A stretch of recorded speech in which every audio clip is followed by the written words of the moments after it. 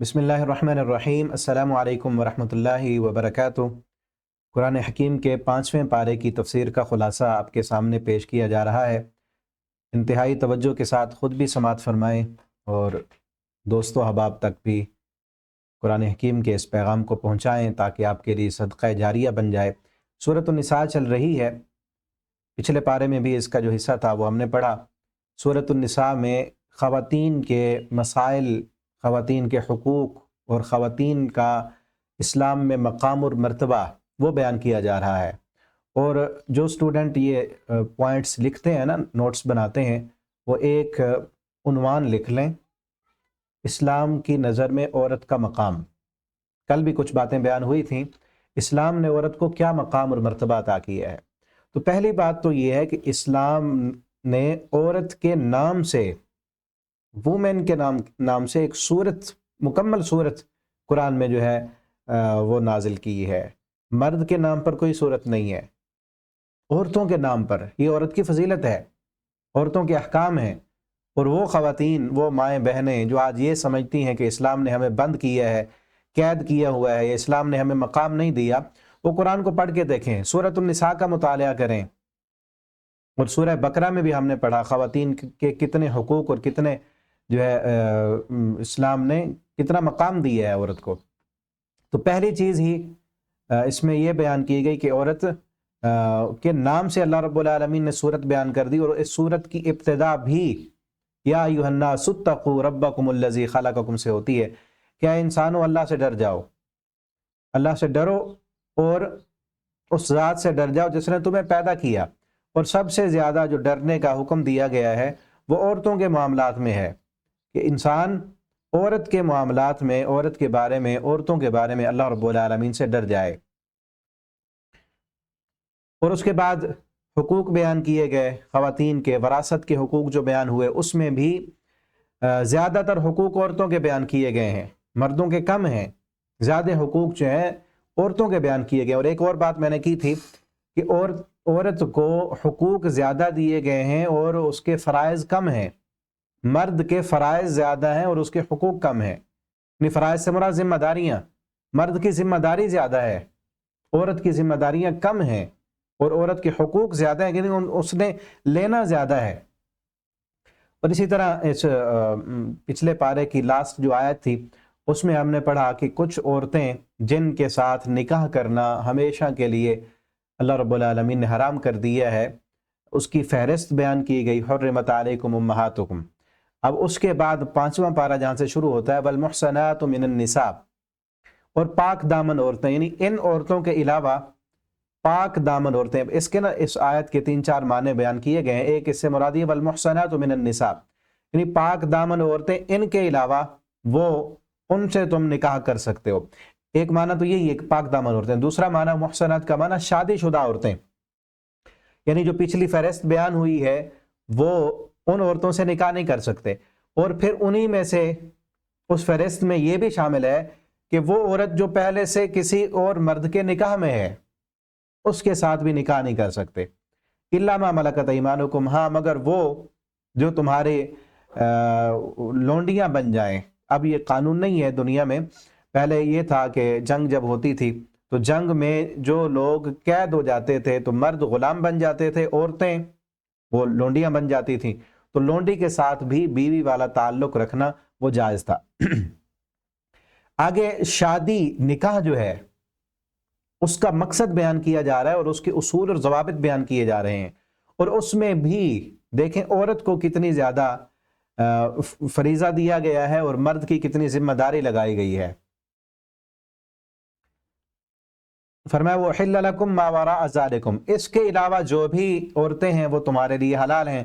أَن تَبْتَغُوا بِأَمْوَالِكُمْ، تم ان عورتوں کو حاصل کرو اپنے مالوں کے ساتھ، مال کے ذریعے۔ حق مہر دینا مرد کی ذمہ داری ہے اور فرض ہے، بغیر حق مہر کے نکاح بھی نہیں ہے، اپنی وسعت کے مطابق دینا فرض ہے۔ اب دیکھیں اس موقع پر مرد نے دینا ہے، کچھ نہ کچھ دینا ہے نا، اور عورت اس نے لینا ہے۔ اور عورت کے لیے کہا گیا پیچھے اسی صورت میں ہے کہ اگر عورت چاہے اپنی خوشی سے وہ حق مہر جو اس کی خامد نے دیا ہے وہ چاہے تو اپنے شوہر کو اس پر بھی خرچ کر دے، چاہے تو سارے کا سارا اپنے پاس رکھے، اس کے لیے لازمی نہیں ہے، اس کی رضا پر ہے، وہ راضی ہے اپنے شوہر کو دینے کے لیے تو دے دے، نہیں دینا چاہتی تو نہ دے، لیکن مرد پر ذمہ داری ہے اور فرض ہے کہ اپنا مال دے، حق مہر دے، اور لینا کس نے ہے؟ عورت نے۔ اور اگلی شرط نکاح کی کیا ہے؟ محسنین، پاک دامنی حاصل کرنے کے لیے نکاح کرنا ہے، غیر مصافحین، صرف شہوت کو پورا کرنے کے لیے نہیں۔ شادی کا مقصد جو ہے وہ پاک دامنی حاصل کرنا ہے، عزت کی حفاظت کرنا ہے، اور شادی میں ایک جو ہے نکاح کے اندر حق مہر شرط ہے، گواہ شرط ہیں، اور پاک دامنی کی نیت سے، اور عمر بھر ساتھ رہنے کا معاہدہ، ایک یعنی کہ پوری زندگی ساتھ رہنا ہے۔ اگر کوئی یہ کمٹمنٹ کرتا ہے کہ 1 سال تک میں یہاں رہوں گا، کسی دوسرے ملک میں گیا ہوا ہے، سال تک میں یہاں رہوں گا اور سال کے لیے آپ کے ساتھ نکاح ہے اور اتنے اس کا حق مہر ہے، اور سال کے بعد جیسے میں جاؤں گا تو پھر نکاح ختم ہو جائے گا، یہ جائز نہیں ہے، یہ متع ہے جو کہ حرام ہے۔ اور آگے فرمایا فَمَسْتَمْتَعْتُمْ بِهِ مِنْهُنَّ فَآتُوهُنَّ أُجُورَهُنَّ، جب ان سے تم فائدہ حاصل کرو تو ان کا حق مہر دو۔ اور آگے فرمایا مَن لَّمْ يَسْتَطِعْ مِنْكُمْ طَوْلًا، جس بندے کے پاس یہ وسعت نہیں ہے يَنْكِحَ الْمُحْصَنَاتِ، کہ وہ پاک دامن عورتوں سے، یہاں سے مراد آزاد عورتیں، محصنات کے کئی معنی ہیں، پاک دامن عورتیں بھی ہیں اس کا معنی، شادی شدہ عورتیں بھی، آزاد عورتیں بھی، یہاں جو معنی ہے وہ ہے آزاد عورت۔ اگر تمہارے پاس یہ طاقت نہیں کہ تم آزاد عورت کے ساتھ شادی کرو مومنہ، فما ملکت ایمانکم، تو پھر جو لونڈی ہے اس کے ساتھ شادی کر لو۔ اس وقت لونڈیاں بھی تھیں، لیکن لونڈی کے ساتھ شادی کرنا معیوب سمجھا جاتا تھا اور اس کی قدر و قیمت کم تھی، تو اس کے ساتھ تم شادی کر لو۔ من فتیاتکم المؤمنات، مومنہ لونڈی سے، واللہ اعلم بایمانکم، اللہ تمہارے ایمان کو جانتے ہیں۔ آگے فرمایا فانکحوہن، ان سے نکاح کرو باذن اہلہن، ان کے مالکوں کی اجازت سے، ان کے گھر والوں کی اجازت سے، یعنی لونڈی بھی ہے تو وہ بھی اپنی مرضی سے اپنا نکاح نہیں کر سکتی، چاہے جائے آزاد عورت، خاندانی عورت، وہ اپنی مرضی سے جا کر نکاح کرے۔ عورت کے لیے شرط ہے کہ اس کے ولی کی اجازت کا ہونا لازمی اور ضروری ہے۔ اس میں کیا ہے؟ اب کئی لوگوں کو یہ بات سمجھ نہیں آتی، کئی عورتوں کو سمجھ نہیں آتی۔ وہ کیوں نہیں آتی؟ کہ اسلام مخالف دشمنوں نے، اسلام کے دشمنوں نے جو عورت کو یہ باور کراتے ہیں کہ اسلام تم پر زبردستی کرتا ہے، اسلام نے قید کیا ہوا ہے، ان کو یورپ کی چکا چوند روشنیاں دکھاتے ہیں، جو دراصل وہاں پہ لے جا کر ان کو نوچنے کے لیے، اور اسلام نے جو ان کو سپورٹ فراہم کی ہے، جو ان کو حفاظت دی ہے، وہ قید نہیں، وہ حفاظت ہے، اس حفاظت سے باہر نکال کر ان کو نوچنا چاہتے ہیں۔ وہ کیا کہتے ہیں کہ دیکھو مرد اپنی مرضی سے نکاح کر سکتا ہے، عورت کیوں نہیں کر سکتی؟ عورت کو اس لیے نہیں کر سکتی کیونکہ کل جس کی اجازت سے کرے گی، کل کو وہ اس کی پشتی بان بنیں گے نا، اس کو سپورٹ کریں گے۔ ہو سکتا ہے مرد 2-4 دن کے بعد، 4-5 مہینے کے بعد وہ چھوڑ دے، تو وہ عورت پھر کہاں جائے گی؟ عورت کو اللہ نے فزیکلی طور پر کمزور بنایا ہے، اس کو ایک سپورٹ کی ضرورت ہے، اور وہ والدین سپورٹ کرنے والے ہیں، اس کے بھائی ہیں، اس کا چچا ہے، اس کا ماموں ہے، یا شادی کے بعد اس کا شوہر ہے۔ تو اسی لیے کہا گیا کہ اس کی اجازت سے کرنی ہے، اور اپنی مرضی سے جا کر جو بھی عورت عدالت میں جا کر نکاح کرتی ہے اپنی مرضی سے بغیر اپنے ولی کی اجازت کے، نبی کریم صلی اللہ علیہ وسلم نے فرمایا فَنِكَاحُهَا بَاطِلٌ، اس کا نکاح باطل ہے، اس کا نکاح اسلام کی نظر میں جائز نہیں ہے۔ فَانْكِحُوهُنَّ بِإِذْنِ أَهْلِهِنَّ وَآتُوهُنَّ أُجُورَهُنَّ، ان کو بھی ان کا حق مہر دو، محصنات غیر مصافحات، یہاں بھی کیا ہے؟ پاک دامنی کے لیے نکاح کرنا ہے، نہ کہ صرف شہوت پوری کرنے کے لیے۔ وَلَا مُتَّخِذَاتِ أَخْدَانٍ، چھپی ہوئی دوستیاں بھی نہیں لگانی۔ آج کل جو ہمارا معاشرہ چل رہا ہے، چھپی دوستیوں کا، گرل فرینڈ اور بوائے فرینڈ کا جو کلچر ہے ہمارے خصوصاً یونیورسٹیوں میں، جو ہمارے تعلیمی ادارے ہیں، اللہ ما رحم ربی، کوئی اللہ جس پر رحم کرے وہ صحیح معنوں میں جا کے تعلیم حاصل کرتے ہیں، ورنہ اکثریت کا حال یہ ہے کہ وہ وہاں پہ جا کر ان کاموں میں پڑ جاتے ہیں، اور پھر ایک نکاح کو مشکل بنایا ہوا ہے، والدین نکاح نہیں کرتے، بہت لیٹ جا کے شادیاں کرتے ہیں، اور دوسرا ماحول ایسا دیا ہے کہ کالج اور یونیورسٹی میں اکٹھے ایک ہی جماعت میں، ایک ہی کلاس روم میں عورتیں بھی بیٹھی ہیں، لڑکیاں بھی بیٹھی ہیں، لڑکے بھی بیٹھے ہیں، اور وہاں جا کے وہ کیا کریں گے؟ چھپی دوستیاں لگا رہے ہیں وہ، تو پھر وہ سمجھتے ہیں کہ ہمارے والدین چونکہ ہماری شادی نہیں کر رہے ٹائم پر، تو لہٰذا گناہ تو ان کا ہے، ہمیں کیا؟ تو اللہ نے منع کیا ہے، اور کئی پھر چھپ کر وہاں پہ نکاح کر لیتے ہیں کہ ویسے تو نہیں کر رہے، جتنے دن ہم پڑھیں گے یا یہاں رہیں گے دوسرے شہر میں دوسرے ملک میں تو ہمارا نکاح ہو گیا، تو پھر بعد میں جب جائیں گے تو ختم ہو جائے گا۔ ایسے نہیں، چھپی ہوئی دوستیاں نہیں لگانی، نکاح کرنا ہے تو سب کے سامنے پوری شرائط پر حق مہر دے کر اور گواہوں کی موجودگی میں ولی کی اجازت کے ساتھ۔ فَإِذَا أُحْصِنَّ فَإِنْ أَتَيْنَ بِفَاحِشَةٍ، ہاں اگر وہ جو لونڈی ہے وہ فحاشی کی طرف آئے تو اس کے لیے بھی سزا مقرر کی گئی ہے، آدھی سزا جو آزاد عورت کی، یعنی آزاد عورت شادی شدہ ہونے کے بعد، آزاد عورت اگر شادی شدہ نہیں ہے وہ زنا کرتی ہے تو 100 کوڑے ہیں اس کے، اور اسی طرح اگر لونڈی زنا کرتی تو اس کے 50 ہیں، اس کا حق مار بھی آدھا ہے اور اس کی سزا بھی آدھی ہے۔ آگے یہاں پر کچھ گھریلو زندگی کی اصلاح کے لیے قوانین بیان کیے گئے ہیں، خانہ داری کی تدابیر اور گھریلو زندگی کی اصلاح، اس کی جو ہے کچھ اصول بیان کیے گئے ہیں، اور ان اصولوں میں پہلی بات تو یہ کی گئی کہ خلق الانسان ضعیفا یرید اللہ ان یخفف عنکم، اللہ چاہتے ہیں کہ تم پر تخفیف کریں، نرمی کریں۔ خلق الانسان ضعیفا، انسان ضعیف پیدا کیا گیا، چاہے وہ مرد ہے یا عورت ہے، ہم کمزور ہیں، انسان ضعیف ہے، غلطی ہو جاتی ہے، کمی کوتاہی ہو جاتی ہے، یہ ہو ہی نہیں سکتا کہ کسی گھر میں کوئی بات نہ ہو، کوئی اونچ نیچ نہ ہو، سب کچھ ہی برابر چلتا رہے، پھر تو جنت کا ماحول بن جائے گا نا۔ انسان کی سوچ کے مطابق، اس کی خواہش کے مطابق ہر چیز ویسے کی ویسی ہو جائے، وہ تو جنت میں ہوگی، دنیا میں تو ہوگا۔ انسان خطا کا پتلا ہے، انسان کمزور ہے، وہی پہلی بات وہی کی گئی، خلق الانسان ضعیفا، انسان ضعیف پیدا کیا گیا۔ لیکن اب کچھ اصول بیان کیے جا رہے ہیں کہ گھر کے معاملات کو درست رکھنے کے لیے اصول اور ضوابط کیا ہیں۔ ان میں ایک تو یہ بات کی گئی وَلَا تَتَمَنَّوْا مَا فَضَّلَ اللَّهُ بِهِ بَعْضَكُمْ عَلَى بَعْضٍ، کہ کچھ چیزیں نا، کچھ صلاحیتیں گاڈ گفٹڈ ہوتی ہیں، اللہ رب العالمین بعض انسانوں کو بعض صلاحیتیں عطا کرتے ہیں، وہ صلاحیت کسی اور کے پاس نہیں ہوتی، سب انسان ایک جیسے نہیں ہیں، پر اس میں بھی اللہ رب العالمین کی کمال قدرت ہے، اللہ کی قدرت کا اظہار ہے کہ ہر انسان کو اللہ نے ایک دوسرے سے مختلف بنایا ہے۔ ہم دیکھیں نا کہ ہم بولتے ہیں ایک جیسا ہیں، اردو سپیک کرنے والے، اردو بولنے والے، ہر بندہ اردو بول رہا ہے، میں بھی بول رہا ہوں، لیکن میری آواز کا جو ساؤنڈ ہے، آپ اگر تصویر نہ بھی دیکھیں تو جو جانتے ہیں وہ آواز سے ہی پہچان لیتے ہیں کہ کس کی آواز ہے۔ آپ کے گھر میں جو بولنے والے ہیں، دوسرے کمرے میں بول رہے ہیں، آپ کو پتہ چل جاتا ہے کہ کس کی آواز ہے، فون کال پہ آپ پہچان لیتے ہیں کہ آواز کس کی ہے۔ یہ اللہ رب العالمین کی کمال قدرت ہے کہ ہر انسان کی آواز اور جیسی ہے، لہجہ اور طرح کا ہے، اور شکل و صورت اور طرح کی ہے، حلیہ اور طرح کا ہے، حتیٰ کہ ہمارے جو فنگر پرنٹ ہیں کروڑوں کھربوں انسانوں کے ایک کے دوسرے کے ساتھ نہیں ملتے، اسی طرح سے ہر انسان کی صلاحیت اللہ نے مختلف بنائی ہے۔ تو لہٰذا یہاں یہ کہا گیا کہ تمہیں لا تتمنوا ما فضل، یہ تمنا نہ کرو اللہ نے بعض تمہارے کو جو بعض پر فضیلت دی ہے، یہ تم نہ کہو کہ وہ جو فضیلت اس کے پاس ہے وہ مجھے کیوں نہیں ملی، یہ نہیں کہنا۔ اپنے اندر دیکھو اللہ نے مجھے کس کام کے لیے بنایا ہے، میرے اندر اللہ نے کیا صلاحیتیں رکھی ہیں۔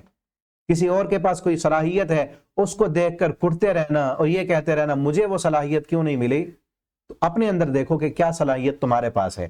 اور خصوصاً اس زمرے میں بیان کیا گیا، سورۃ النساء ہے نا، خواتین میں یہ چیز آتی ہے، اور یہی چیز تو بابر کرا کے غیر مسلم ان کو کہتے ہیں کہ دیکھو مرد کے برابری نہیں دی گئی تمہیں کم رکھا گیا ہے، تمہارے حقوق کم ہیں، جبکہ اسلام نے حقوق زیادہ دیے ہیں۔ تو یہ کہا جا رہا ہے کوئی عورت یہ نہ کہے کہ اللہ نے مجھے مرد کیوں نہیں بنایا، یا جو کام جو صلاحیتیں اللہ نے مرد کو دیں وہ مجھے کیوں نہیں دیں، یہ نہ کہو۔ یہ تمنا کرنا، یہ سوچنا بھی غلط ہے۔ اللہ نے عورت کو جو مقام دیا، اگر اللہ نے آپ کو عورت بنایا ہے تو آپ مرد بننے کی کوشش مت کریں۔ اللہ نے آپ کو مرد بنایا ہے تو آپ عورت بننے کی کوشش مت کریں۔ یہی آپ بل جو چل رہا ہے ٹرانسجنڈر کا، وہ یہی کہتے ہیں نا کہ میں اپنے اندر محسوس کرتا ہوں، کوئی مرد ہے وہ کہتا ہے میں محسوس کرتا ہوں کہ میں عورت ہوں، لہٰذا میں عورت بننا چاہتا ہوں۔ عورت محسوس کرے کہ مجھے اندر سے فیل ہو رہا ہے کہ میں مرد ہوں، یہ بے غیرتی ہے، یہ بے رہ روی ہے، یہ اسلام سے بغاوت ہے۔ اللہ فرماتے ہیں جو بعض صلاحیتیں ہم نے بعض کو دی ہیں تم نے تمنا نہیں کرنی. یہ تو عام مرد بھی کسی دوسرے مرد کو دیکھ کر یہ نہ کہے کہ اللہ نے اس کو کیسے بنایا ہے. اللہ نے آپ کو بھی صلاحیتیں دی ہیں، بے صلاحیت اللہ نے آپ کو پیدا کر دی ہے. اللہ نے کائنات کی کوئی بھی چیز بیکار پیدا نہیں کی. آپ کے اندر بھی صلاحیتیں ہیں، آپ دیکھیں ان صلاحیتوں کو استعمال کریں، اللہ سے دعا کریں، کوشش کریں. اور ہاں دنیا میں تو ڈیفرنس ہے، مرد کی خوبیاں اور صلاحیتیں اور ہیں، عورت کی خوبیاں اور صلاحیتیں اور ہیں. لیکن آخرت میں من عمل صالحا من ذکر او انثی وهو مؤمن، جو بندہ بھی عمل صالح کرے گا چاہے وہ مرد ہے یا عورت ہے اس کے لیے جنت ہے، شرط یہ کہ مومن ہو. اس لیے یہ کہا جا رہا ہے کہ کوئی عورت یہ نہ کہے اللہ نے مجھے مرد کیوں نہیں بنایا، کوئی مرد یہ نہ کہے اللہ نے مجھے عورت کیوں نہیں بنایا، اور کوئی عورت یہ نہ کہے کہ اللہ نے مجھے جو ہے وہ کام اور وہ ذمہ داریاں کیوں نہیں دیں. یہ اللہ تعالیٰ پیدا کرنے والے ہیں. اللہ نے مرد پر وہ ذمہ داریاں لگائی ہیں جو ذمہ داریاں مرد جو ہے اٹھا سکتا ہے. عورت پر اللہ نے وہ ذمہ داریاں لگائی ہیں جو عورت اٹھا سکتی ہے. عورت کی بچوں کی تربیت کرنا، گھر میں ان کو سنبھالنا، گھر کی دیکھ بھال کرنا اور اس کی صفائی ستھرائی کا انتظام کرنا اور اپنے بچوں کی اچھی تربیت کرنا. پہلی جو ہے درس گاہ بچوں کی وہ ماں کی گود ہے. اور اللہ نے مرد کو اگر جسمانی طور پر قوی بنایا ہے تو عورت کو اللہ رب العالمین نے جو ہے نفسیاتی طور پر قوی بنایا ہے، جذباتی طور پر قوی بنایا ہے. جو جذبات عورت کے ہیں وہ جذبات مرد میں نہیں ہیں. اب یہ جذبات ہی ہیں نا کہ ماں کی ممتا جو ہوتی ہے، جتنا درد بچے کا، اس کو پالنے کا، اس کی کیئر کرنے کا، اس کے لیے اپنا سب کچھ دینا، یہ جو جذبات عورت میں ہوتے ہیں وہ مرد میں تو نہیں ہوتے نا. لیکن بعض دفعہ والد جو ہے وہ بچوں کو مار دیتا ہے، لیکن ماں کہتے ہیں نا ماں نہیں مارتی. اور ماں جتنا محبت اور پیار سے پالتی ہے اتنا محبت اور پیار اور شفقت، کیونکہ مرد کو اللہ نے اور حساب سے بنایا، جسمانی طور پر قوی ہے وہ، اور عورت وہ جذباتی اعتبار سے وہ زیادہ قوی ہے اور اس کے جذبات زیادہ ہوتے ہیں. اسی لیے عورتوں کے جذبات سے کھیلتے ہیں وہ. اور جذبات کسی اور مقصد کے لیے تھے، اپنی اولاد کے لیے تھے، اپنے شوہر کے لیے تھے، اپنے جو ہے اپنے جو ولی ہے اس کا چاہے باپ ہے بھائی ہے، اس کے لیے اس کو سوچنا چاہیے تھا کہ میرے لیے وہ کتنا محنت کرتا ہے اور کیا کچھ میرے لیے وہ تکلیف اٹھاتا ہے. وہاں پر اس کے جذبات استعمال ہونے تھے، اس کو غلط ڈائریکشن دے دی. تو اس لیے آگے جو بات کی جا رہی ہے، ساری باتیں میں اس لیے کر رہا ہوں. اگلی آیت آ رہی الرجال قوامون، اللہ فرماتے ہیں مرد کو قوام بنایا ہے. مرد قوی ہے، طاقتور ہے. اور یہاں قوام کا معنی کئی مرد بھی جو ہے وہ غلط سمجھتے ہیں، کیونکہ آیت کا لفظی معنی دیکھ کر کے مرد طاقتور ہے. اب طاقتور ہونے کا مراد مطلب یہ نہیں ہے کہ گھر میں آئے تو ڈنڈا اٹھا کے آئے اور ایسے جو ہے وہ غصے والا پن اور ہر وقت ماتھے پہ بل دیے ہوئے، اور جیسے ہی گھر میں آئے بس سب کی جو ہے وہ چپ ہو جائے، کوئی بات نہ کر سکے. کئی مرد یہ سمجھتے ہیں کہ ہم قوام ہیں تو اپنی بیوی کو، عورت کو اپنے پاؤں کے نیچے رکھنا ہے، جوتی کے نیچے رکھنا ہے. قوام کا مطلب یہ ہے کہ جیسے گھر میں ہے بس سب خاموش ہو جائیں، اب چودھری صاحب آ گئے ہیں، اب فلاں صاحب آ گئے، اب کسی کو بولنے کی ضرورت نہیں ہے. قوام کا یہ مطلب نہیں ہے کہ آپ ہر وقت ڈنڈا اٹھا کے رکھیں. کوئی آپ کی مرضی کے بات کے خلاف بات کر دے تو اس کو ڈانٹ دیں، اس کو مار دیں. یہ قوام کا مطلب نہیں ہے. قوام کا معنی ہے نگہبان. قوام کا مطلب کیا ہے؟ نگہبان، نگرانی کرنے والا، ذمہ داری اٹھانے والا، کہ گھر کے سارے جو فائنینشل ذمہ داری ہے وہ مرد کی ہے، حفاظت کی جو ذمہ داری ہے وہ مرد کی ہے. اپنی بیوی کی حفاظت کرنا، اپنے بچوں کی حفاظت کرنا، ان کی اچھی تعلیم اور تربیت کا انتظام کرنا، ان کے لیے اچھی خوراک کا انتظام کرنا، بیمار ہیں تو ان کے علاج معالجے کا انتظام کرنا، یہ سارا کس پر ہے؟ مرد پر. عورت کی حفاظت کرنا، اس کی عزت کی حفاظت کرنا، اس کی تمام ضروریات کی حفاظت کرنا، یہ مرد کی ذمہ داری ہے. کیوں؟ کیونکہ وہ قوام ہے. یہ مطلب ہے قوام کا. یہ معنی نہیں کہ ڈنڈا اٹھا کے مارتا رہے، یہ مطلب نہیں ہے. یہ قوام ہو ہی نہیں سکتا جو ڈنڈے کے بل بوتے پہ، اپنی طاقت کے بل بوتے پہ جو ہے دوسروں کو وہ کرے. قوام کا مطلب یہ ہے کہ وہ ذمہ داری اٹھائے اور اس کی ایسی تربیت کرے، ایسا اس کو سپورٹ کرے کہ اس کو ایسا بنا دے کہ وہ تمہاری نافرمانی کر ہی نہ سکیں. یہ اصول ہیں اور قوانین ہیں کہ مرد قوام ہے اور ساری فائنینشیل ذمہ داری، حفاظت کی ذمہ داری، گھر دینے کی ذمہ داری مرد پر ہے. اور النساء عورتوں پر کس معاملے میں؟ فضل اللہ بعضکم علی بعض، جو اللہ نے تم میں سے بعض کو بعض پر فضیلت دی ہے. بعض کو بعض پر فضیلت دی ہے نا. مرد کو اللہ نے جسمانی طور پر قوی بنایا ہے تو لہٰذا کمانے کی ذمہ داری اسی کی ہے، بوجھ اٹھانا ہے، مزدوری کرنی ہے، محنت کرنی ہے، معاشرے میں جانا ہے، لوگوں کے ساتھ ملنا ہے.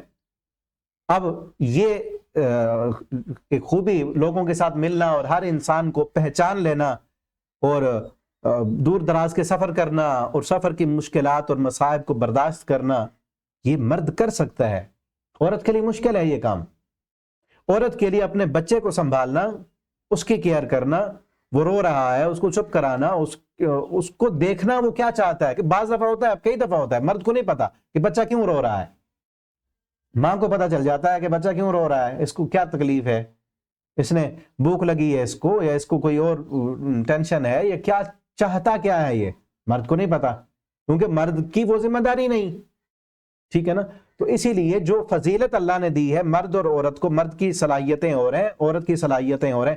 اوپر وہی کہا نا لا تتمنوا ما فضل اللہ بہ بعضکم بعض، اللہ نے وہی فضیلت جو ہے بعض کو بعض پر فضیلت دی، ان میں مرد کو اللہ نے قوام بنا دیا. چونکہ ایک قوام کا ہونا تو ضروری ہے نا، ایک بڑے کا. جس طرح فوج ہوتی ہے لڑنے والی، فوج کا ایک کمانڈر ہوتا ہے. اب اس کا یہ مطلب تو نہیں ہے باقی جو فوجی ہیں سارے وہ لڑنے والے نہیں ہیں، وہ نہیں کام کر سکتے. ہم تو سب نے کرنا ہے نا، خالی کمانڈر کیا کرے گا.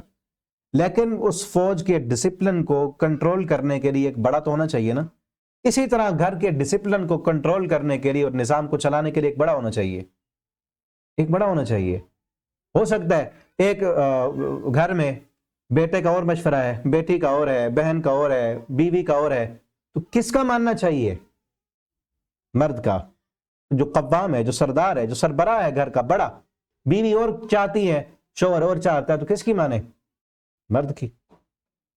ٹھیک ہے. اب یہ نہیں کہ وہ ڈنڈے کے زور پر منوائے. بعض دفعہ کیا ہے کہ مرد مان لے، بیوی کی مان لے، مشورہ مان لے اس کا. یہ عجیب ہمارے کئی معاشرے ماحول میں جن لوگوں نے عورتوں کو جو ہے وہ کیا ہوتا ہے، کمزور سمجھا ہوتا ہے اور نیچے لگا کے رکھنا ہوتا ہے، وہ کیا کہتے ہیں کہ ہم عورت کی مان لیں. کس لیے؟ کیوں مانے؟ وہ چاہتے ایسے سمجھتے کہ ہم نے اگر مان لی نا، وہ جملہ بھی ایک بولا جاتا ہے کہ ہم تو بعض تو وہ پیروں کے مرید ہوتے ہیں، یہاں پہ عورت کا مرید بنا دیا جاتا ہے، یہ تو فلاں ہے نا. ایسی بات نہیں ہے. کئی مشورے، اب بات ادھر جو ہے وہ دور چلی جائے گی، کئی مشورے ایسے ہیں پیارے پیغمبر صلی اللہ علیہ وسلم نے اپنی بیویوں کے مشورے مانے ہیں. کیا کہو گے؟ عورت جو اچھا مشورہ دے ٹھیک ہے، اس کو ماننا چاہیے. ہاں بعض دفعہ یہ ہو سکتا ہے نا عورت کا مشورہ الگ ہے، مرد کا الگ ہے، تو اب کس کی مانے؟ تو بہرحال اس وقت مرد جو ہے قوام ہے. کیوں؟ کیونکہ وہ فائنینشلی وہ سپورٹ کر رہا ہے، ذمہ داریاں اس کی زیادی ہیں اور زیادہ وہ سمجھتا ہے. اور اس کے لیے کیا ہوتا ہے، اس پر بھی حکمت ہے، کیونکہ مرد کی جو سوچ ہوتی ہے نا وہ کئی چیزوں کو دیکھ کر ہوتی ہے. مرد کی سوچ کئی اور چیزوں کو دیکھ کر اس نے فیصلہ کرنا ہوتا ہے. عورت کی سوچ ہوتی ہے صرف جذباتی اعتبار سے. اب مثلا ایک مثال سے بات آگے چلتے ہیں. ایک گھر لینا ہے، اپنے گھر لینا ہے. اب گھر کیسا ہونا چاہیے؟ مرد کیسے سوچے گا، عورت کیسے سوچے گی؟ اب سوچیں، دیکھیں. اگر آپ ایک عورت ہیں، میری مائیں بہنیں بھی پڑھنے والی ہیں، تو آپ کی سوچ کیا ہوگی کہ کیسا گھر ہونا چاہیے؟ جذباتی اعتبار سے. خصوصاً اکثر عورتوں کی سوچ کیا ہوتی ہے؟ جذبات. ایسا ہو جو خوبصورت لگے، دکھنے میں اچھا ہو، کلر اس کا اچھا ہو، ڈیزائن اچھا ہو، خوبصورت ہو، ایسا نا. اسی طرح کپڑے لینے ہیں، کوئی چیز لینی ہے گھر کی، وہ کیا ہونی چاہیے؟ خوبصورت، انٹریکٹیو، اچھی چیزیں ہونی چاہیے. کیونکہ عورت میں اللہ نے یہی چیز رکھی ہے، خوبصورت بننا، خوبصورت دکھنا، سجنا سورنا، یہ اللہ نے عورت کی فطرت میں رکھا ہے. اور یہ خوبصورتی، سجنا سورنا، بننا مرد کے لیے، اپنے شوہر کے لیے ہونا چاہیے. اور عورت کی یہی جذباتیت ادھر بھی کام آئے گی کہ گھر کیسا ہونا چاہیے؟ خوبصورت ہونا چاہیے، دکھنے میں اچھا. اب مرد جب سوچے گا وہ کیا سوچے گا؟ وہ یہ سوچے گا کہ مجھے فائنینشلی طور پر سستا کہاں سے ملے گا، کم پیسوں والا کہاں سے ملے گا.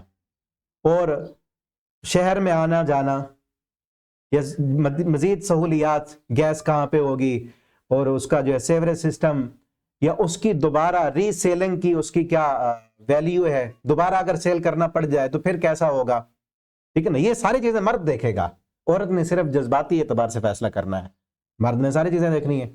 اسی طرح ہر معاملے میں عورت کا ایک اپنا وہ سوچ کا لیول ہے اور مرد کا اپنا ہے.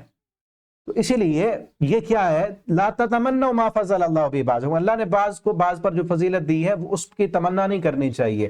مرد کو اللہ نے فزیکلی طور پر قوی بنایا ہے، تو عورت کو جذباتی اعتبار سے جو ہے وہ زیادہ قوی بنایا ہے. وہی جذبات ہی تو ہوتے ہیں نا، ماں اپنے بچے کو جو ہے اپنی نیند چھوڑ کے، اپنی نیند قربان کر کے ساری ساری رات بچہ بیمار ہے تو اٹھا کے بیٹھی ہے، اور اس پر وہ تنگ بھی نہیں ہو رہی، اس کو خوشی سے کر رہی ہے اور اس کے درد کو اپنا درد سمجھ رہی ہے.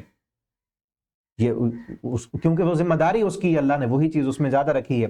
اور آگے اگر گھر میں لڑائی ہو جائے، کچھ جو ہے خاوند اور بیوی میں آپس میں ان بن ہو، تو اس کے لیے پروسیس بتایا گیا ہے کہ کیسے اپنے گھریلو معاملات کو درست کرنا ہے. وہ کیا ہے؟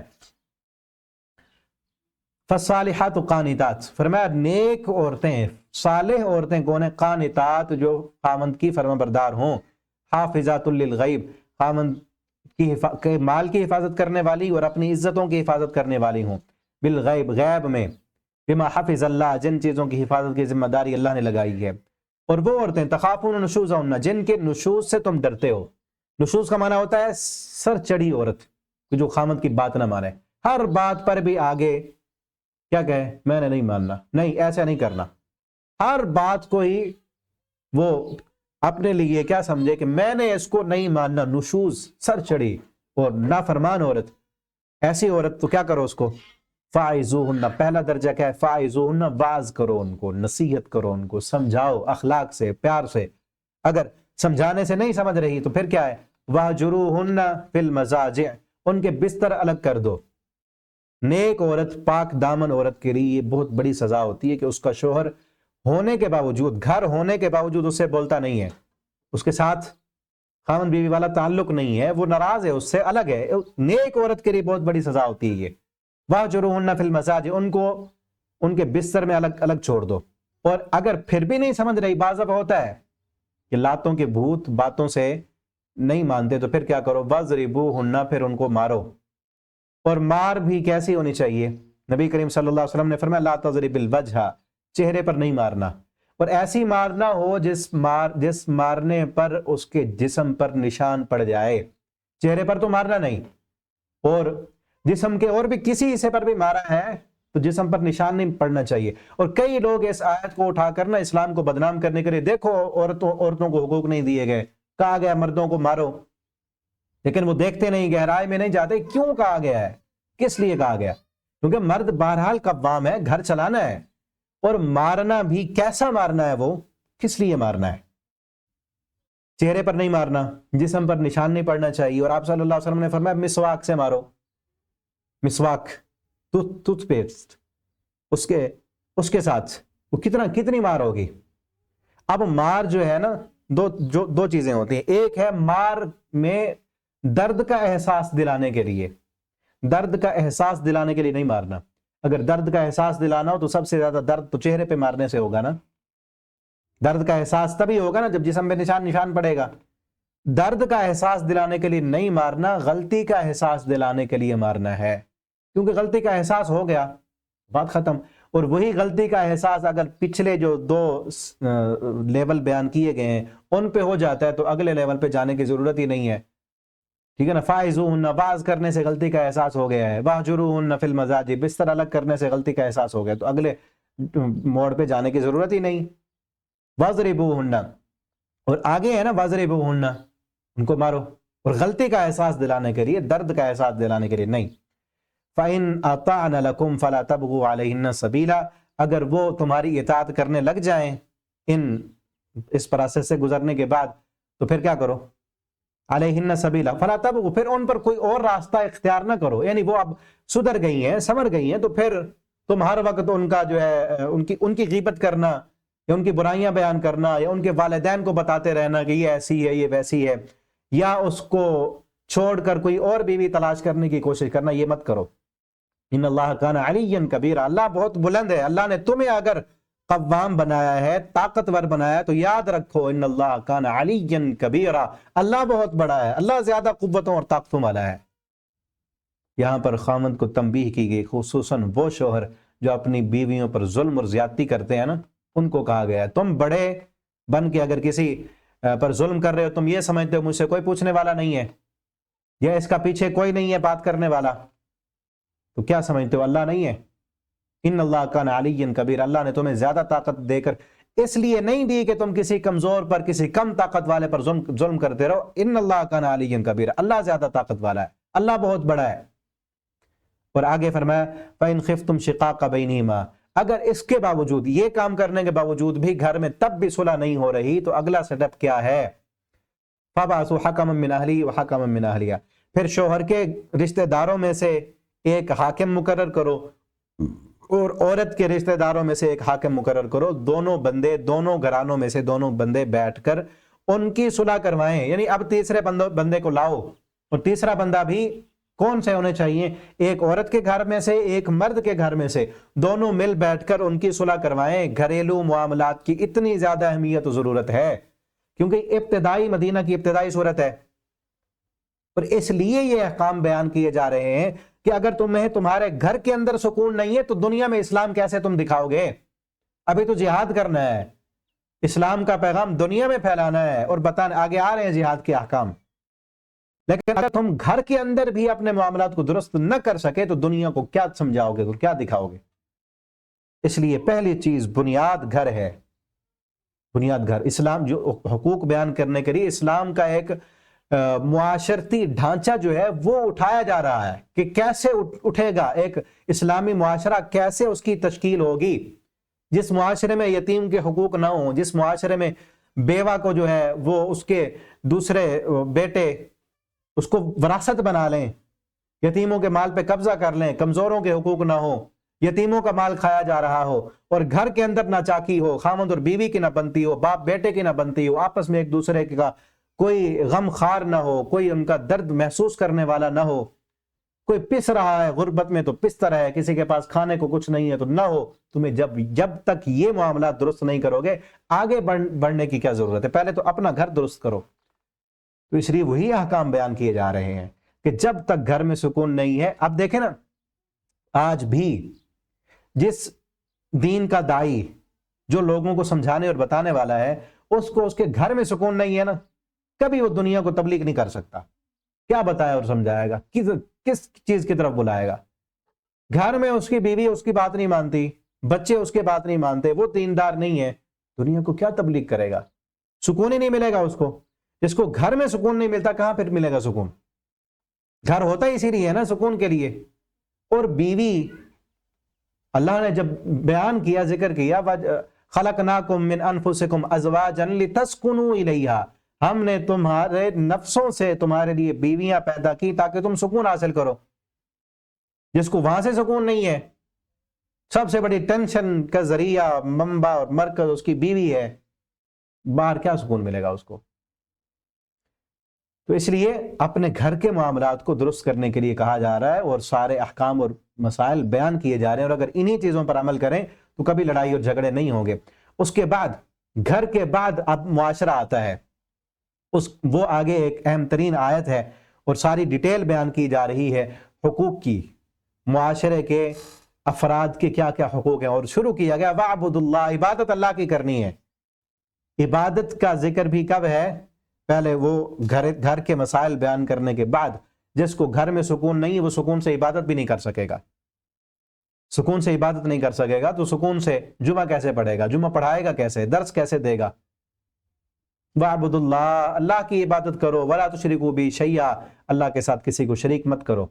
وَبِالْوَالِدَيْنِ إِحْسَانًا، والدین کا ذکر، والدین کے ساتھ احسان کرنا ہے۔ اللہ کی عبادت کے بعد سب سے بڑا حق والدین کا ہے، اس کے ساتھ حسن سلوک کریں۔ وَبِذِي الْقُرْبَى، قریبی رشتہ داروں کے ساتھ، یتیموں کے ساتھ، مسکینوں کے ساتھ۔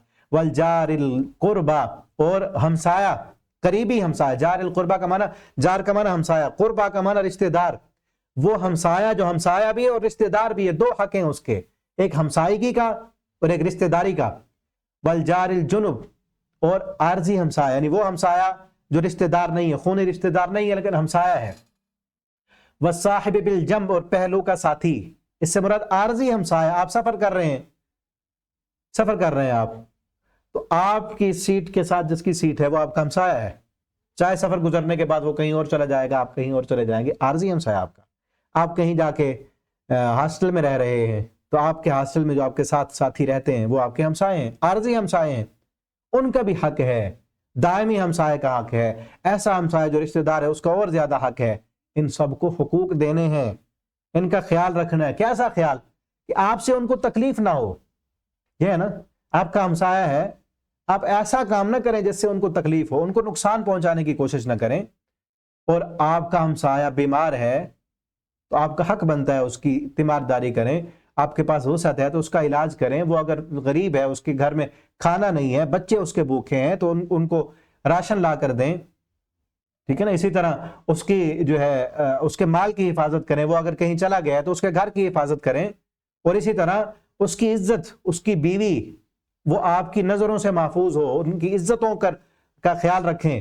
جس طرح آپ چاہتے ہیں کہ آپ کے گھر میں آپ کے ساتھ جیسا کوئی سلوک کرے تو ویسا سلوک اپنے ان ہمسایوں کے ساتھ بھی کریں، اپنے رشتہ داروں کے ساتھ بھی کریں۔ وابن السبیل، اور مسافر، اس کا بھی حق ہے۔ مسافر کہیں سے آ گیا، آپ کے کہیں اور جا رہا تھا، راستے میں آپ کو ملا، پیاسا تھا تو اس کو پانی پلائیں، بھوکا تھا تو اس کو کھانا کھلائیں، اس کو راستہ معلوم نہیں ہے تو راستہ بتائیں۔ وما ملکت ایمانکم، اور جو تمہارے دائیں ہاتھ کے مالک یعنی تمہارے جو غلام ہیں ان کے بھی حق ہیں۔ دیکھیں اسلام نے سب کے حقوق بیان کیے، اور اگر ان سارے حقوق پر عمل کریں تو دیکھیں معاشرہ جنت کی مثال بن جائے گا۔ آج لڑائیاں، قطع تعلقیاں اور دلوں میں نفرتیں، بھائی بھائی کے ساتھ نہیں بولتا، رشتہ دار کی رشتہ دار کے ساتھ لڑائیاں ہیں، ہمسائے کی ہمسائے کے ساتھ، ایک ایک انچ زمین پر جو ہے لڑائیاں اور جھگڑے اور قتل و غارت تک معاملے جو ہے وہ پہنچے ہوئے ہیں، اور دوسروں کے سامنے ہم کیا منہ دکھائیں گے؟ یہی تو وجہ ہے نا کہ آج بھائی بھائی سے لڑ رہا ہے ایک ایک فٹ زمین کی خاطر، باپ کی بیٹے سے نہیں بنتی، بیٹا باپ کا مخالف بن چکا ہے، کس لیے؟ دنیا کے چند کھوٹے سکوں کی خاطر، والدین کے نافرمان ہیں، اور مسلمان کا دست و گریبان ایک دوسرے کے خلاف لڑ رہے ہیں، کہیں سیاسی تناؤ ہیں، کہیں مذہبی جھگڑے ہیں، کہیں خاندانی عصبیتیں ہیں، جس کی وجہ سے آج امت کی حالت یہ ہو چکی ہے کہ جس نے مل کر اپنے معاملات سب کو درست کر کے کافروں کے سامنے اپنا ایک بہترین معاشرہ دکھا کر ان کو بتانا تھا کہ تم بھی اسلام قبول کر لو، وہ خود ایسے ہو چکے ہیں کہ کافر ان کو دیکھ کے اب کیا کہتے ہیں کہ ایسا نہیں ہونا چاہیے ہمیں۔ مسلمان پوری دنیا میں اس قدر اخلاقی طور پر گراوٹوں کا شکار ہیں کہ کوئی دنیا کا کاروباری مسلمانوں کے ساتھ کاروبار نہیں کرنا چاہتا، خصوصاً پاکستان کے مسلمان، خصوصاً باہر کی دنیا میں پھر بھی کاروباری اعتبار سے ان کے معاملات درست ہیں۔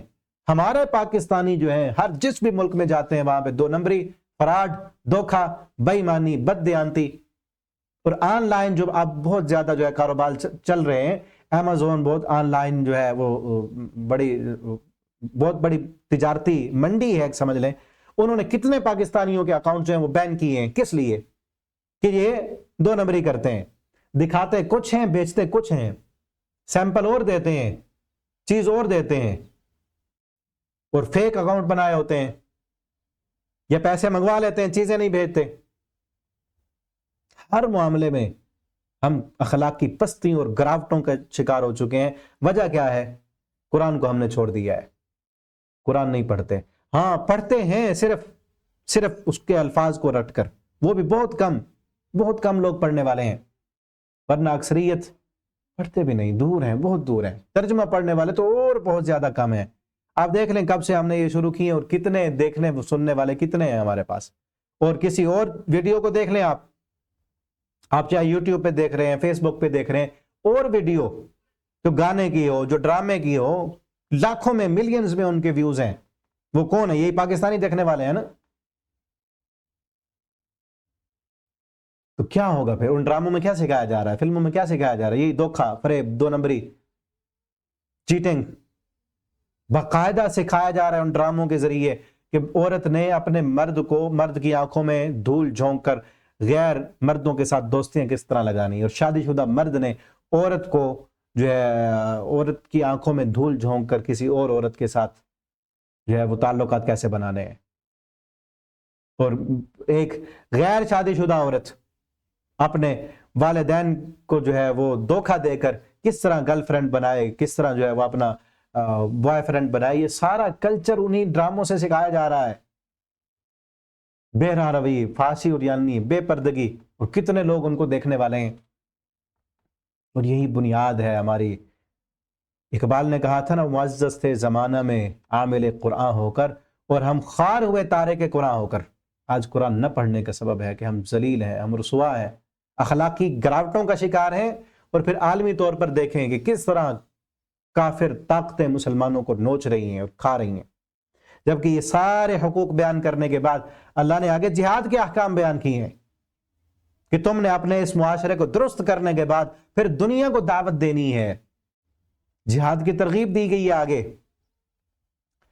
آگے دیکھیں، فرمایا گیا یا ایھا الذین آمنوا خذوا حذرکم فانفروا ثبات او انفروا جمیعا، اے ایمان والو خذوا حذرکم، اپنا جو ہے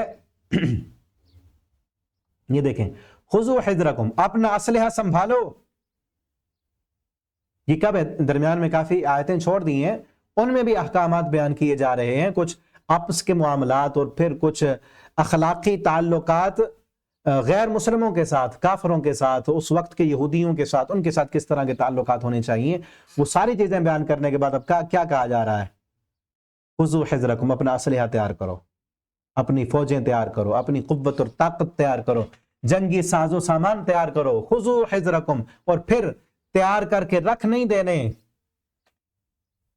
تیار کر کے رکھنے نہیں، شو پیس نہیں بنانے، زینت کے لیے نہیں، صرف کافروں کو دکھاؤ، اور جب ضرورت پڑے تو ان کو استعمال بھی کرو۔ فانفروا ثبات، اور پھر نکلو، فانفروا ثبات، نکلو اللہ کے راستے میں جہاد کرنے کے لیے، اللہ کا دین دنیا میں غالب کرنے کے لیے۔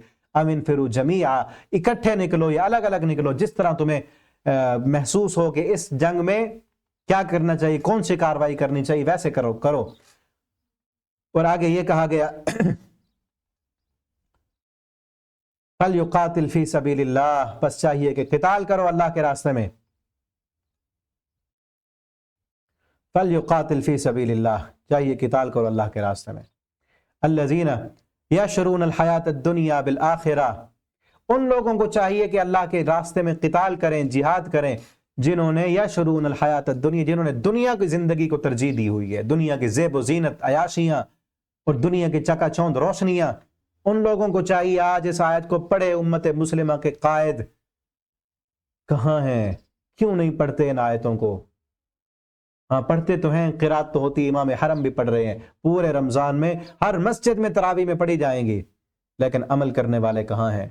فَلْيُقَاتِلْ فِي سَبِيلِ اللَّهِ، اللہ فرماتے ہیں قتال کرو اللہ کے راستے میں، اور وہ لوگوں قتال کرو جنہوں نے دنیا کی زندگی کو ترجیح دی ہوئی ہے، جنہوں نے بڑی بڑی عمارتیں بنانے پر جو ہے ایک دوسرے پر مقابلے بازی ہو رہی ہے، بڑے بڑے شہر بنائے جا رہے ہیں، بڑی بڑی عمارتیں بنائی جا رہی ہیں اور مقابلہ ہو رہا ہے، انہوں نے اتنی منزلہ بنا لی ہے تو دنیا کی سب سے بڑی عمارت وہ تھی، اب ہم نے بنانی ہے۔ اللہ فرماتے دنیا کی زندگی کو تم نے ترجیح دی ہے آخرت کے مقابلے میں، اللہ کے راستے میں قتال کرو۔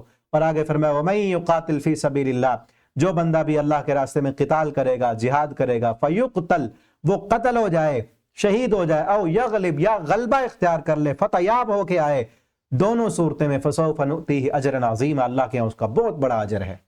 تم دنیا کی بلندیاں اور دنیا کی جو ہے زیب و زینت اور دنیا کی لذتوں کے پیچھے بھاگنے میں لگے ہو، اللہ کے راستے میں جہاد کرو، جہاد کے مقابل بدلے میں اللہ نے جو تمہیں مقام عطا کرنا ہے وہ بہت بڑا ہے۔ وَمَا لَكُمْ، اور آگے کیا کہا، مَا لَكُمْ، کیا ہو گیا تم کو، لَا تُقَاتِلُونَ فِي سَبِيلِ اللَّهِ، نہیں تم قتال کرتے اللہ کے راستے میں، آپ بھی نہیں کرتے، کب؟ حالت یہ ہے، آپ دیکھیں نا یہ آیت پڑھیں ایسے لگتا ہے کہ ابھی نازل ہو رہی ہے، قرآن تو قیامت تک کے لیے ہے نا، اب کے حالات کو دیکھیں، ان حالات میں بھی تھی، اور اس وقت کی حالات دیکھیں تو اب بھی لگتا ہے کہ اب اتر رہی ہے یہ آیت، کیا وَالْمُسْتَضْعَفِينَ مِنَ الرِّجَالِ، اور مستضعف لوگ، کمزور لوگ، من الرجال، مردوں میں سے، والنساء، عورتوں میں سے، والولدان، اور بچوں میں سے، الذین، وہ لوگ، یقولون، جو کہتے ہیں، ربنا اخرجنا من هذه القرية الظالم اهلها، اے ہمارے رب تو ہمیں نکال قریۃ ھذہ الظالم، ظالم لوگوں کی بستی سے ہمیں نکال دے، وجعل لنا من لدنک ولیا، اللہ اپنی طرف سے ہمارے لیے کوئی ولی بنا، ہمارے لیے کوئی قائد تیار کر جو آ کر ہماری مدد کر سکے، وجعل لنا من لدنک نصیرا، اللہ ہمارے لیے کوئی مددگار بھیج، کہ مستضعف لوگ، کمزور لوگ پکار رہے ہیں اس وقت، فلسطین کے لوگ، مائیں بہنیں بیٹیاں پکار رہی ہیں، بوڑھے لوگ پکار رہے ہیں، آپ وہ ویڈیوز نہیں دیکھ رہے؟ خصوصاً حکمران جن کے پاس اسلحہ ہے، جن کے پاس سامان ہے، جن کے پاس حکومتیں ہیں، خالی بیان دینے سے کیا ہوگا؟ وہ تو ہم جیسے دیں نا، کہ ہمارے پاس نہ حکومت ہے، نہ اختیار ہے، نہ کچھ ہے، ہم کیا کر سکتے ہیں؟ ہم ہی خالی بیان دے کر مذمت کر سکتے ہیں۔ جس کے پاس حکومت ہے، کیا نہیں پڑھتے آپ یہ آیت؟ کیا نہیں دیکھ رہے آپ ویڈیو؟ چھوٹے چھوٹے بچے پکار رہے ہیں کہ آپ کے گھر میں بچے نہیں ہیں، معصوم بچے ڈرے ہوئے، سہمے ہوئے، زخمی حالت میں، اور مائیں بہنیں بیٹیاں، کیا وہ مسلمان نہیں ہیں؟ مسلمانوں کی عزت نہیں ہے وہ؟ جن بہنوں کو وہ عزتیں نہیں ہماری یہودی فوجیوں نے ان کو جو گھٹنوں کے نیچے دیا ہوا ہے، کئی بہنوں کو، ابھی کل میں نے ایک ویڈیو دیکھی، ایک یہودی فوجی جو ہے، ایک بہن حجاب پہن کے وہ مسجد میں جا رہی ہے اور ڈنڈا لیے ہوئے اس کو زور سے پیٹ رہا ہے، وہ چیختی ہے اور ڈنڈے مار کے بھاگ جاتا ہے، مار رہے ہیں ان کو، ظلم کر رہے ہیں، بربریت ہے، اور پھر کچھ پہنچنے نہیں دیا جا رہا وہاں پر۔ اس وقت اب ایک ویڈیو دیکھی، ایک بزرگ وہاں کے بتا رہے ہیں، اس نے کہا پہلے جو بمباری ہوئی ہم پر، اس میں تو شہید ہو گئے نا ہم، کئی ہمارے بچے شہید ہو گئے، بوڑھے شہید ہو گئے، اور کئی ہزاروں کی تعداد میں 40-50 ہزار تقریباً شہادتیں ہو چکی ہیں، وہ تو شہید ہو گئے۔ اب کہتے ہیں وہ شہید، اب جو ہم پر بم گرایا ہے نا، بھوک کا بم، وہ اس سے کہیں زیادہ ہے۔ اب ہماری آنکھوں کے سامنے بھوک سے ہمارے بچے تڑپ رہے ہیں، پیاس سے بلک رہے ہیں، تڑپ تڑپ کے جو ہے وہ شہید ہو رہے ہیں، وہ اسرائیلی نسل کشی کر رہے ہیں مسلمانوں کی، لیکن مسلم امہ خواب غفلت میں سوئی ہے۔ کب جاگیں گے؟ کب جاگیں گے؟ کب اٹھیں گے؟ اور میرے ماں بہنوں سے ریکویسٹ ہے، جتنے بھی میرے سبق سننے والے، پڑھنے والے، آپ سب سے ریکویسٹ ہے، اور کچھ نہیں کرتے، اگر آپ کے پاس یہ طاقت ہے کہ آپ اپنی آواز بلند کر سکتے ہیں تو کریں، آپ کے پاس سوشل میڈیا اکاؤنٹس ہیں تو ان پر اپنی آواز کو اٹھائیں، اور ان فلسطینیوں کی جو مظلومیت کی داستان ہے وہ شیئر کریں، سٹیٹس لگائیں، اور ان کی اسرائیل کی جو مصنوعات کا بائیکاٹ کریں۔ پہلے بہت زیادہ کچھ ہوا، اب جو ہے وہ میچوں میں لگا دیا ہے، اور باقاعدہ ہمارے پی ایس ایل میں ان کی کمپنیوں کو سپورٹ کیا جا رہا ہے۔ کہاں ہیں ہم؟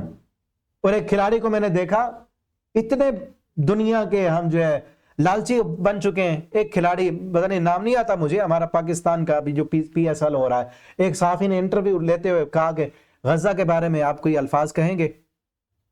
اب آگے سے کیا کہیں اس کو؟ بد نصیب کہتا میں نہیں جانتا، مجھے بس صرف کرکٹ سے ہے، کہ اتنی زیادہ پیاری ہے کرکٹ کھیلنے کے لیے پیدا ہوئے تھے تم، ڈوب کے مر جانے کا مقام ہے۔ دو لفظ بھی اگر آپ نہیں بول سکتے، اللہ نے آپ کو اختیار دی ہے، طاقت دی ہے، آپ اپنی آواز کو پہنچا سکتے ہیں، اگر ان کے حق میں نہیں بول رہے تو آپ سے تو پھر وہ کافر اچھے ہیں، وہ کافر ملکوں میں، امریکہ میں، کینیڈا میں اور برطانیہ میں کافر بھی مسلمانوں کے ساتھ مل کر احتجاج کر رہے ہیں کہ جو ظلم ہو رہا ہے انسانیت پر، اس کو جو ہے بند ہونا چاہیے، ان میں بھی انسانیت ہے، اور آپ کوئی بات نہیں کر رہے، آپ بول ہی نہیں رہے۔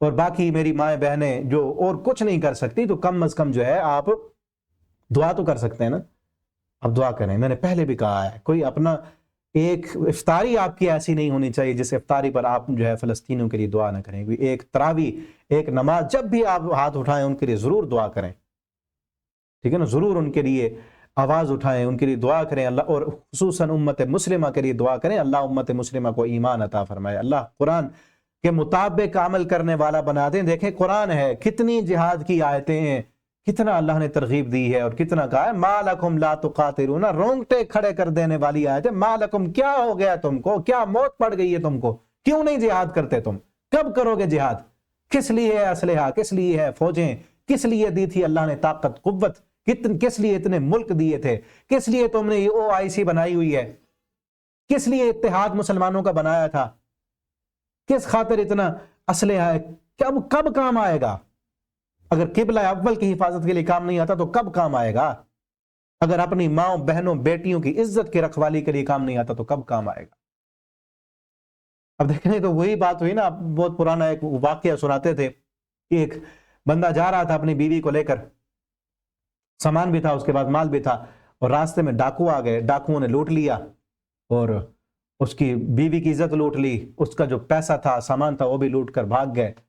अब वो जब घर आता है आगे कहता है शुक्र है मेरा पिस्तौल तो मेरे पास महफूज है।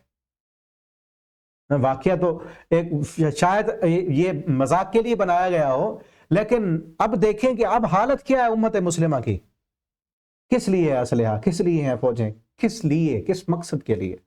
माओ बहनों की इज्जतें लुट रही हैं, हमारे मासूम बच्चे भूख से तड़प रहे हैं। अल्लाह ने इतना पैसा किस लिए दिया था? रात को एक मैं वीडियो देख रहा था, एक तरफ अरब जो है उनकी एक शादी की वीडियो है, उनकी जो है अयाशी, इतना ज्यादा खाना जो है वो खाया जा रहा है, और दूसरी तरफ फलस्तीन की एक वीडियो थी जिनके पास चंद जो है वो दाने हैं भुने हुए, और पूरे खानदान के लिए वो उसी को लेकर एक प्लेट में वो बैठे हुए, और दूसरी तरफ इतनी ज्यादा दौलत को उड़ाया जा रहा है। अल्लाह ने ये दौलत दी है, क़यामत के दिन अल्लाह पूछेंगे कि दौलतों के अंबार दिए थे और उधर दूसरी तरफ मेरे बंदे भूखे थे। बल्कि हदीस में आता है क़यामत के दिन अल्लाह कहेंगे ए आदम के बेटे, मैं भूखा था, तूने मुझे खाना क्यों नहीं खिलाया था? मैं बीमार था, तूने मेरी इयादत नहीं की थी, तूने मेरा इलाज नहीं किया था। अल्लाह ताला, बंदा कहेगा अल्लाह तू तो रब्बुल आलमीन है, तू कैसे भूखा था? अल्लाह ताला फरमाएंगे मेरा फलां बंदा भूखा था, भूख से वो तड़प रहा था, तूने, तेरे पास खाना था, सब कुछ था, तूने उसको खाना क्यों नहीं दिया था? अब देखें हमारे फलस्तीनी भाई कितने भूख में है, अफलास में है, और फिर ऊपर से बमबारी हो रही है उनको। हॉस्पिटल्स कई जो है वो तबाह कर दिए गए हैं, कई जो है वो पनाह गुज़ीन के जो कैंप्स हैं उन पर हमले किए जा रहे हैं, मजबूर किया जा रहा है उनको, जो है बिल्कुल खत्म करने की कोशिश की जा रही है। गज़ा को मुकम्मल जो है बंजर बना दिया गया है, अगर उम्मत कुछ नहीं कर रही। अल्लाह उम्मत मुस्लिमा को गैरत दे, अहमियत दे, इनके दिल में एहसास नहीं है, मर चुका है एहसास, अल्लाह एहसास पैदा कर दे। तो आगे यही कहा जा रहा है क्या हो गया तुम्हें, अल्लाह के रास्ते में क्यों नहीं किताल करते? मुस्तज़ाफ बुला रहे हैं, मर्द भी हैं, औरतें भी हैं, बच्चे भी हैं, कमजोर हैं, उनकी कमजोरी को देखकर तो एहसास करो ना। जानवर का बच्चा भी तड़प रहा हो तो इंसान को एहसास होता है, वो तो फिर भी इंसान है। आगे नमाज के कुछ अहकाम बयान किए गए हैं, और अल्लाह और उसके रसूल की इताअत की पर जो है वो जोर दिया गया है। मन युतिअर रसूला फ़क़द अता अल्लाह, जो बंदा अल्लाह और रसूल की इताअत करेगा वैसे समझ ले कि वो अल्लाह की इताअत कर रहा है। और नमाज के अहकाम बयान किए गए कि जब तुम सफर में हो तो किस तरह नमाज पढ़नी है, या जंग के दौरान, जंग के अहकाम है ना, तो जंग के दौरान नमाज कैसे पढ़नी है। नमाज दौरान जंग भी माफ नहीं है। चे जाए कि इंसान अमन की हालत में हो और सही सालिम हो, उस मौके पर नमाज ना पढ़े, ठीक है ना। दौरान जंग नमाज के अहकाम और कई तरीके जो है वो हदीस में बयान किए गए हैं। और उसके बाद आगे बल्कि इस पारे में 2 आयतें बयान की गई हैं इस तरह की कि अल्लाह रब्बुल आलमीन जो है वो शिर्क को माफ नहीं करते। शिर्क ऐसा गुनाह है जो किसी भी हालत में माफ नहीं है। अल्लाह ला यगफिरु अन युशरक बिही व यगफिरु मा दून ज़ालिका लिमन यशाअ। अल्लाह शिर्क को माफ नहीं करते। शिर्क ऐसा जुर्म है कि मुशरिक इंसान बगैर तौबा के अगर फौत हो गया तो वो कभी जन्नत में नहीं जा सकता। इन्नहु मन युशरिक बिल्लाह फ़क़द हर्रम अल्लाहु अलैहिल जन्नह व मअवाहुन नार। अल्लाह ने मुशरिक के लिए जन्नत को हराम कर दिया है, उसका ठिकाना जहन्नम है। और फिर आगे चूंकि फिर औरतों के अहकाम बयान किए जा रहे हैं। इस औरतों में, इस सूरत में नाम ही निसा है, औरतों के अहकामात से भरी पड़ी है ये सूरत। पूछा वयस्तफ्तूनका फिन निसा, या आपसे औरतों के बारे में पूछते हैं, आगे भी आएगा अगले पारे में, या आपसे औरतों के बारे में पूछते हैं तो कुलिल्लाहु युफ्तीकुम फिल, अल्लाह तुम्हें फतवा देता है औरतों के बारे में, अल्लाह अहकामात बताता है। वमा युतला अलैकुम फिल किताब, और जो पहले बयान हो चुके हैं, इसी सूरत में पहले जो बयान हुए हैं वो अहकामात। और आगे ये बयान किया है وَإِنِ امْرَأَةٌ خَافَتْ مِنْ بَعْلِهَا نُشُوزًا، پہلے تھا نا، پیچھے ہم نے پڑھا کہ مرد عورت کے نشوز سے ڈرتا ہے کہ عورت سر چڑھی ہے، عورت اطاعت نہیں کرتی، کوئی بھی بات نہیں مانتی، تو کیا کرے؟ فَائِزُوهُنَّ، اس کو واعظ کرے، اس کا بستر الگ کر دے، یا اس کو پھر ہلکی مار مارے، یا پھر اس کے جو ہے گھر والوں کو بلایا جائے تو آپس میں صلح کی جائے۔ اب دوسری بات یہ ہے کہ عورت ڈرتی ہے مرد کے نشوز سے، مرد سر پھرا ہے، مرد جو ہے وہ بد مزاج ہے، بد اخلاق ہے، مارتا ہے، یا اس کے حقوق پورے نہیں کرتا، جو مرد کی ذمہ داری ہے کما کے لانا وہ کماتا ہی نہیں، کیا کرے؟ ہوتے ہیں نا کہ مرد نکھٹو، وہ کما ہی نہیں رہا، جو اس کی ذمہ داری وہ پوری نہیں کر رہا، اب کیا کریں؟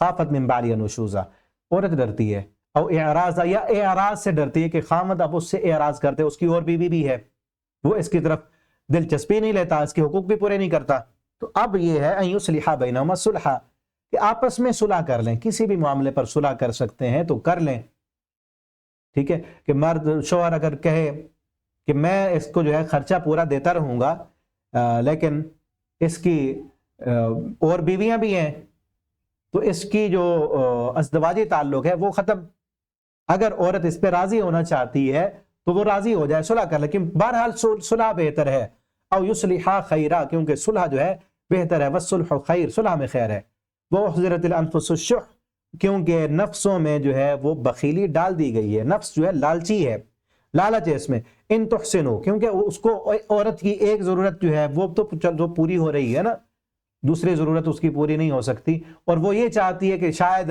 کہیں اور جاؤں تو وہ اگر اس سے میں طلاق لے کر کہیں اور جاؤں وہ اس سے بھی مجھے برا ملے، چلو اس میں ایک کچھ نہ کچھ خامی ہے لیکن کسی بات پر تو ایگری ہوتا ہے نا، کوئی نہ کوئی فائدہ تو اس سے مجھے مل رہا ہے، تو کسی بھی معاملے پر کسی بھی بات پر آپس میں صلح کر سکتے ہیں تو کر لیں۔ اور آگے فرمایا وَلَن تَسْتَطِيعُوا، اور تم ہرگز طاقت نہیں رکھتے، ان تعدلوا بین النساء، کہ تم عورتوں کے درمیان عدل کرو، ایک سے زیادہ عورتیں ہیں تو تمہارے اندر یہ طاقت نہیں ہے کہ تم اپنی عورتوں کے درمیان عدل کر سکو، وَلَوْ حَرَصْتُمْ، اگرچہ تم حرص بھی کرو اس بات پر کہ ہم عورتوں کے درمیان عدل کریں، تم بالکل برابری کا عدل نہیں کر سکتے، کیوں؟ کیونکہ دل تو انسان کے اختیار میں نہیں ہے نا، نبی کریم صلی اللہ علیہ وسلم بھی یہی کہتے تھے، اللہ تو مجھ سے اس کے بارے میں نہ پوچھنا جس کا مجھے اختیار نہیں ہے، جس کا میرے پاس اختیار ہے وہ تو میں کر رہا ہوں۔ آپ صلی اللہ علیہ وسلم نے اپنی ہر بیوی کے لیے باری الگ الگ کی ہوئی تھی، ہر کسی کے باری پر اس کے گھر آپ صلی اللہ علیہ وسلم رہتے تھے، رات گزارتے تھے، لیکن دلی محبت، دلی میلان آپ صلی اللہ علیہ وسلم کا امی عائشہ سے تھا، تو آپ صلی اللہ علیہ وسلم نے اسی پر فرمایا اللہ میرا دل میرے اختیار میں نہیں ہے، وہی کہا گیا کہ تم اختیار ہی نہیں جس پر کتنا کیا کچھ کر لو گے، اور اس پر کہا گیا فلا تمیلوا کل المیل، تو ایسے نہ کرو پھر جس طرف دل گیا ہے تم بھی اسی طرف مائل ہو جاؤ، پھر باقی چیزیں جو اختیار میں ہیں وہ بھی تم ساری ادھر کی ادھر کر دو، ایک کو بالکل فَتَذَرُوهَا كَالْمُعَلَّقَةِ، اس کو معلقہ کر کے رکھ دو، وہ صرف تمہارے ساتھ نکاح کا تعلق تو ہے، باقی نہ اس کو خرچہ دو، نہ اس کی ذمہ داری کوئی اٹھاؤ، نہ اس کو کوئی اور حقوق دو، اس کو معلق کر کے نہ چھوڑو۔ وَإِن تُصْلِحُوا، اگر تم صلح کرو، اللہ سے ڈرو، فِإِنَّ اللَّهَ كَانَ غَفُورًا رَحِيمًا، اللہ معاف کرنے والا اور رحم کرنے والا ہے، ٹھیک ہے؟ تو جو چیزیں انسان کے اختیار میں ہیں اسی پر ہی اللہ تعالیٰ اس سے پوچھیں گے کہ جو اختیار میں تھی وہ تو اس پر تم نے کتنا عدل کیا، ٹھیک ہے؟ تو جتنا اختیار میں ہے، جتنا وسعت میں ہے، جس طرح پچھلے پارے میں پڑھا تھا نا وَاتَّقُوا اللَّهَ مَا اسْتَطَعْتُمْ، جتنی طاقت رکھتے ہو اتنا اللہ سے ڈر جاؤ، جتنا طاقت رکھتے ہو اتنا عدل کرو۔ وہیں يَتَفَرَّقَا يُغْنِ اللَّهُ، اگر ہاں پھر بھی اگر نہیں بن پاتی عورت اور مرد کی، اب جدا ہونا چاہتے ہیں، طلاق لینا چاہتے ہیں، اللہ نے رکھا ہے آخری آپشن، اگر تم جدا ہو جاؤ يَتَفَرَّقَا يُغْنِ اللَّهُ، اللہ دونوں کو غنی کر دے گا، ہو سکتا ہے کہ عورت کو اس سے بہتر شوہر مل جائے اور شوہر کو عورت کو طلاق دینے کے بعد اس سے بہتر بیوی مل جائے، اللہ وسعتوں والے ہیں، اللہ نے مختلف مزاج اور مختلف جو ہے کیفیتیں پیدا کی ہیں، مرد کا مزاج اور تھا، عورت کا الگ مزاج تھا، آپس میں مزاج نہ ملا، نہ بنی، اب ہو سکتا ہے طلاق کے بعد عورت کو عورت کے مزاج والا شوہر مل جائے اور مرد کو مرد کے مزاج والی عورت مل جائے، کل من سعتی، اللہ اپنی وسعتوں کے ساتھ، اللہ تو وسعتوں والے ہیں نا، اللہ دونوں کو غنی کر دیں گے۔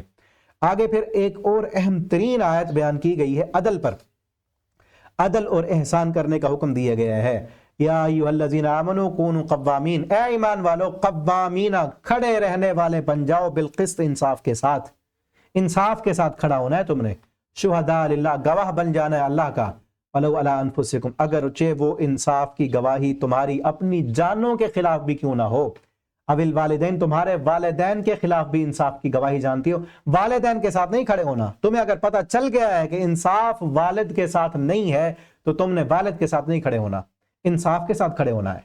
تمہیں پتہ چل گیا کہ انصاف جو ہے قریبی رشتہ دار کے ساتھ نہیں ہے، انصاف میرے دشمن کے ساتھ ہے، تو تم نے انصاف کا ساتھ دینا ہے۔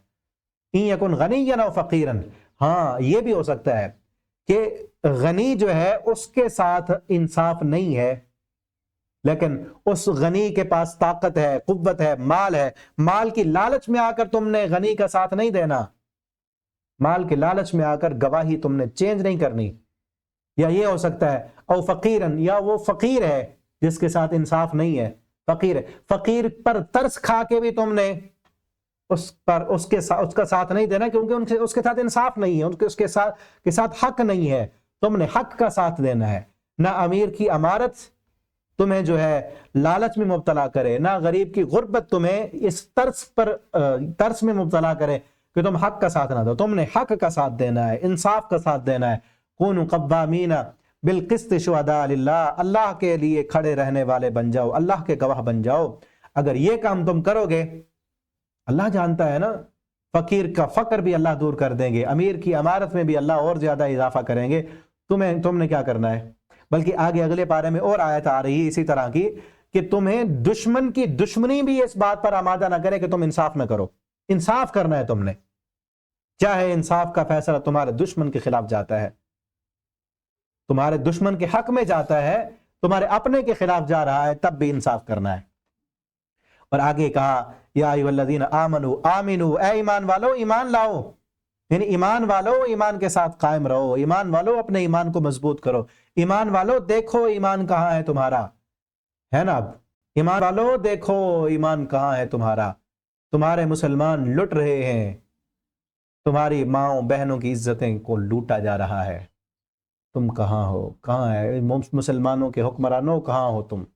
کہاں کھوئے ہو؟ کن کاموں میں پڑ گئے ہو تم؟ کھیل کود میں، تماشوں میں، عمارتوں کے بنانے میں، ایک دوسرے کے ساتھ مقابلہ کرنے میں، یہ کام نہیں تھے تمہارے۔ تمہارا کام اللہ کے دین کو دنیا میں غالب کرنا تھا۔ اللہ نے حکومتیں، اقتدار، اختیار، قوت، قبضہ، کنٹرول اور بڑی بڑی طاقتیں اور بڑا پیسہ، بڑی فوجیں اللہ نے اس لیے نہیں دی تھیں کہ تم دنیا کے بن جاؤ، دنیا کی لذتوں کے پیچھے پڑ جاؤ۔ اللہ نے اس لیے دی تھیں کہ تم اللہ کے دین کو غالب کرو، اللہ اکبر کے کلمے کو بلند کرو اور اللہ کے دین والوں کی، اپنے مسلمان بھائیوں کی مدد کر سکو۔ آمنو، اے ایمان والو ایمان لاؤ، پکے مومن بن جاؤ۔ آج ایمان نہیں ہے، اس وجہ سے ہم ذلیل و رسوا ہے۔